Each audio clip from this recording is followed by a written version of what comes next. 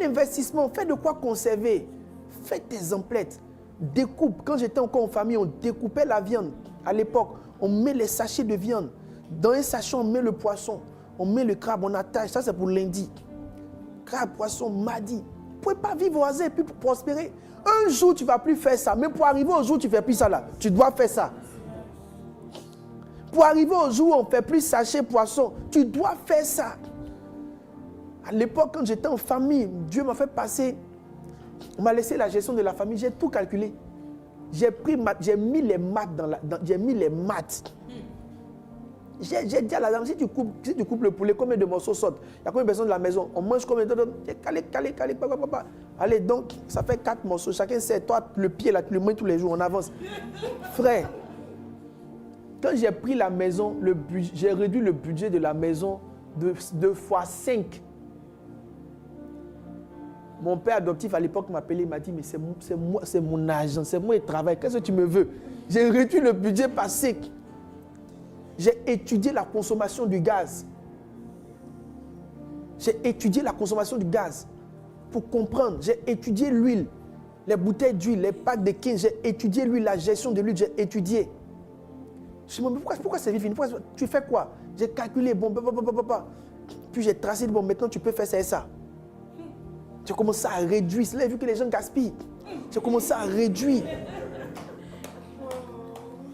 J'ai réduit, je suis allé au marché moi-même. Je suis allé au marché, j'ai fait le marché, j'ai vu le kilo de, à l'époque, le kilo de tomate, c'est 500 combien? Je sais plutôt les prix. Je fais le kilo de riz, kilo de tomates, kilo de poisson. Je suis parti au marché, comment on appelle votre marché, le marché Bourreau.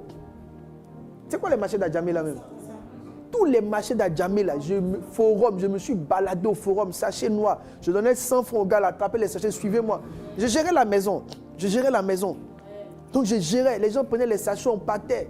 Je regardais moi-même, je voyais les prix, je faisais. On payait combien d'argent par mois? J'ai réduit ça par 5. Quand je me suis mis dedans, j'ai réduit par 5. Point. Ouais. C'est cet esprit-là qu'on est en train de faire église. Quand vous voyez tout ce que vous voyez, le matériel, les studios, les églises qui s'ouvrent, tout ce qu'on fait là, nous on ne fait pas d'offrande pour acheter du matériel. On paye notre matériel sans offrande. À l'heure, là, si on veut payer, on paye sans offrande. La semaine passée, on a payé des ordinateurs sans offrande. Ce n'est pas qu'on a beaucoup d'argent. Mais à un moment donné, il faut accepter que si tu ne gères pas, tu ne t'assois pas pour serrer, pour tracer, ordonner, organiser, tu ne vas jamais devenir. Quand les groupes de 50 ne sont pas établis, il y a un démon qui vient vous rappeler des dépenses qui ne sont pas prévues. Les dépenses qui ne sont pas prévues règnent dans les familles où il n'y a pas de budget établi. Les dépenses imprévues règnent dans les maisons où il n'y a pas de budget établi. Je sais pas comment tu peux te lever pour aller manger poulet 3500. Quand tu as coupé tout ton argent, toi tu as 3500 euros pour manger poulet. Ce n'est pas de l'avarice, c'est de l'honnêteté. C'est de l'ordre, c'est de la discipline. C'est à partir de ça maintenant, je dis il y a 7 lois, je te dis les 7 autres lois. C'est à partir de ça maintenant que tu peux valablement t'étendre et puis voir ce que tu peux faire de part et d'autre. Donc je vais donner comment on appelle, je vais donner un exercice à tout le monde. Même si vous n'y arrivez pas, essayez. Ne laissez pas votre argent dans les mains du hasard. Ne laissez pas votre provision dans les mains du hasard. Je vois à la maison, éteignez les lumières. Éteignez les lumières. Ça touche l'autre point que j'ai touché après. L'esprit de la frugalité. Ne pensez pas que ce n'est rien. Une ampoule allumée jusqu'au matin, oubliez là. C'est 2000 francs qui est parti. C'est 2000 qui fait 60 000. Réglez les problèmes des pompes qui coulent. C'est votre argent qui s'en va dans l'eau qui coule. Planifiez les choses. Les pièces dans lesquelles il n'y a pas d'homme, qu'il n'y ait pas de lumière. Mettez un système qui vous permet, frère, tu dis Dieu ne t'a pas donné, Dieu t'a donné, mais ton argent là, c'est comme un seau qui est percé. La main trouée en vérité là, ce n'est pas un démon. C'est le fait que tu ne maîtrises pas tes groupes de 50. Tu ne maîtrises pas tes bases de 50. Tu ne maîtrises pas les choses. Dans l'esprit de pasteur que Dieu me donne, je suis le comptable principal de l'église. Mes amis, je ne plaisante pas le budget. Je ne plaisante pas le budget. Mais tous ceux qui sont ici savent. Quand tu envoies un budget, il faut justifier. Et comme c'est des jeunes, ils ne comprennent pas. Pour eux, l'argent est beaucoup. Ils ne savent pas que c'est parce qu'on gère qu'ils trouvent de quoi en avoir pour payer. J'ai eu un mois de flottement. J'ai eu un mois, j'étais un peu distrait dans certaines choses. Je n'ai pas veillé sur les finances. Dans le chapitre com, et moi j'étais un peu, je ne verrais pas les comptables aussi, elles étaient en train de se balader, manger, boire de l'eau et vivre la belle vie. Dans le chapitre com, et moi je n'étais pas concentré. Dans le chapitre com, on a eu plus d'1 million de dépenses imprévues. Juste le chapitre com. Non, même pas 1 million, 3 millions de dépenses imprévues. Peut-être même 4 millions de dépenses imprévues. Chapitre com. En un mois. Mes amis, si vous ne veillez pas sur votre budget, là, tu es là, tu dépenses l'argent, tu ne sais pas. Hein. C'est qu'on s'assit. Nos câbles est coupé. Bout de temps est coupé. Les bouts coupés. On s'est rendu compte qu'on loue du matériel. Mais avec ça, on pouvait acheter. C'est-à-dire, quand on a fait le point, on s'est rendu compte que si on avait été un peu plus vigilant, on aurait moins perdu de l'argent dans ce chapitre-là. Vous n'avez pas d'avenir si vous ne devenez pas des comptables personnels. Tu dois devenir ton propre comptable. C'est pourquoi l'Esprit de Dieu donne l'esprit d'intelligence, pour que vous compreniez que la gestion, là, c'est ce qui fait les gens qui sont prospères. C'est la gestion qui fait les gens qui sont prospères. Les gens qui se réalisent, c'est des gestionnaires. Je ne parle pas de l'avarice. Ceux-là, j'ai leur médicament en bas là-bas. Leur médicament est en bas de la série d'enseignement. Leur médicament est en bas de la série. Je vais les soigner tout à l'heure. Mais je parle même des gens qui, pour prétexte de foi, prétexte d'inconscience, pensent que l'argent ne vient pas tout le temps. Hein. Tu as 7 années de vache grasse. 7 années de vache maigre, ouvre tes yeux. Tu n'auras pas les mêmes opportunités toute ta vie. Dieu te les donne pour un temps. Tu dois négocier pour réaliser le maximum possible. Si tu continues à laisser tes ressources aller dans de l'amusement, dans des projets inaccomplis, dans des choses qui ne valent pas la peine, le temps que tu ouvres tes yeux, tu seras une personne perdue, une personne désillusionnée.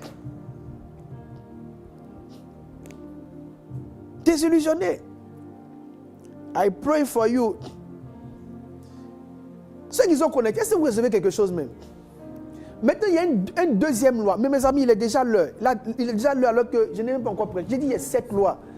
Vous allez au moins m'autoriser un jeudi supplémentaire. Parce que, en fait, le message même là, c'est ici que le message même se trouve. Le message là est ici. Tout ce qu'on a dit là, c'est pour arriver à ça. On a fini d'enlever Satan. Maintenant, même si on enlève Satan, c'est pourquoi les gens vont... Ils se délivrent, mais ils sont pauvres. Ils se délivrent, mais ils sont pauvres.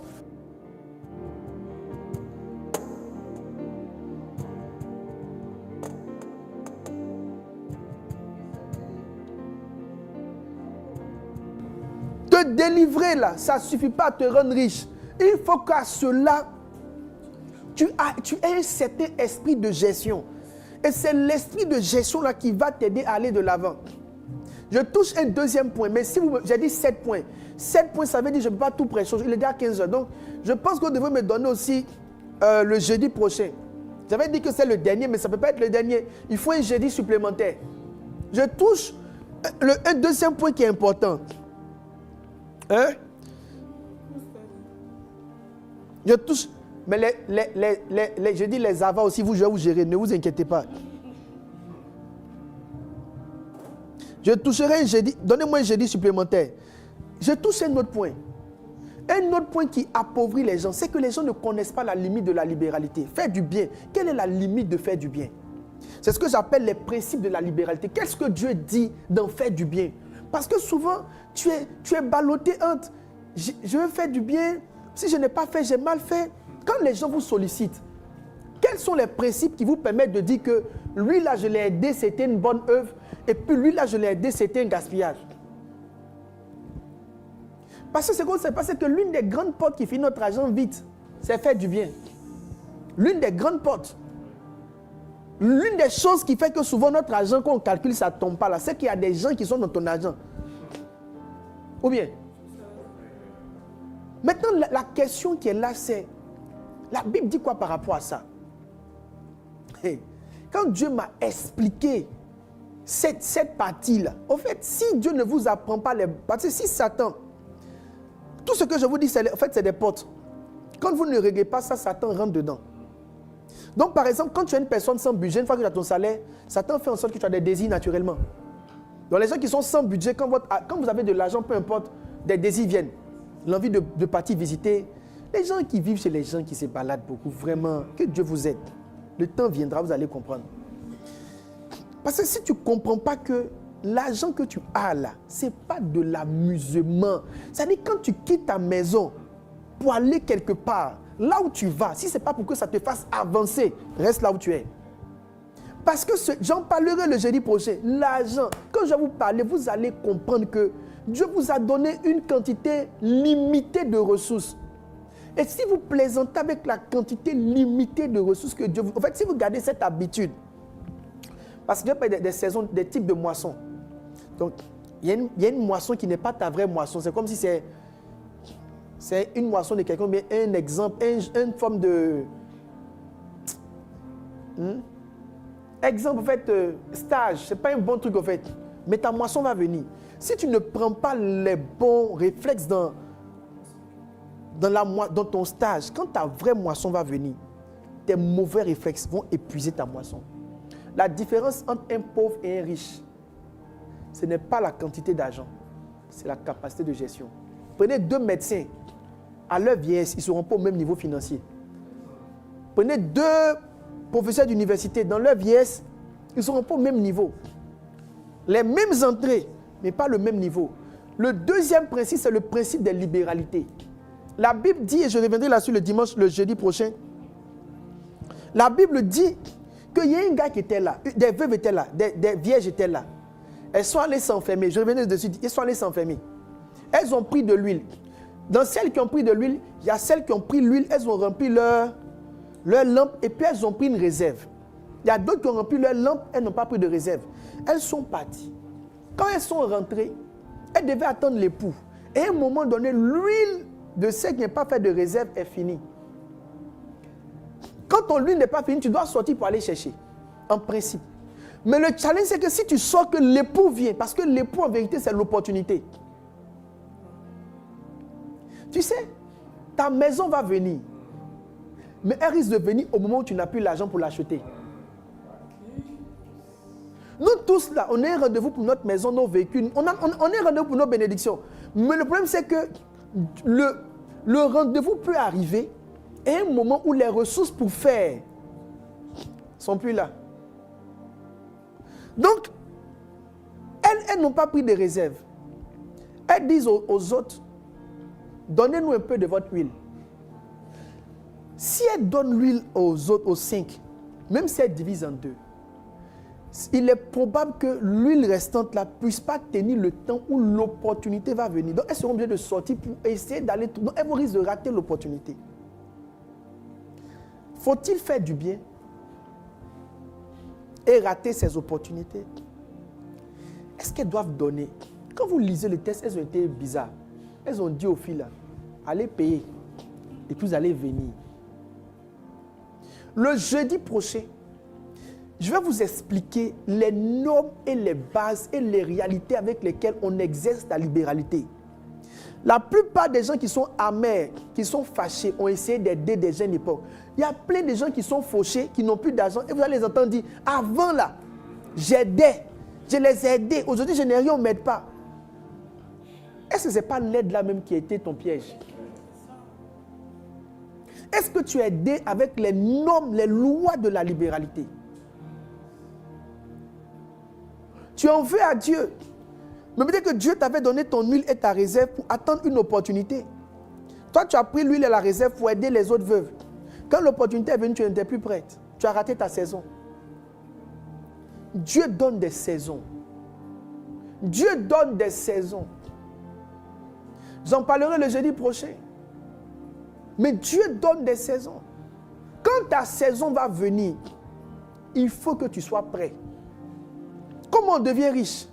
C'est des saisons d'opportunité qui précèdent des saisons de bonne gestion. Les deux se croisent. Tu as géré, tu as pu gérer d'une manière qui fait que tu as au moins 5 P2 poissons. L'opportunité vient, tu la saisis et tu changes de niveau. Je demande un jeudi supplémentaire. Pourquoi je ne continue pas même? Essayez de continuer un peu. On continue un peu? Ou bien on fait comment? Jeudi prochain, mais on continue un peu.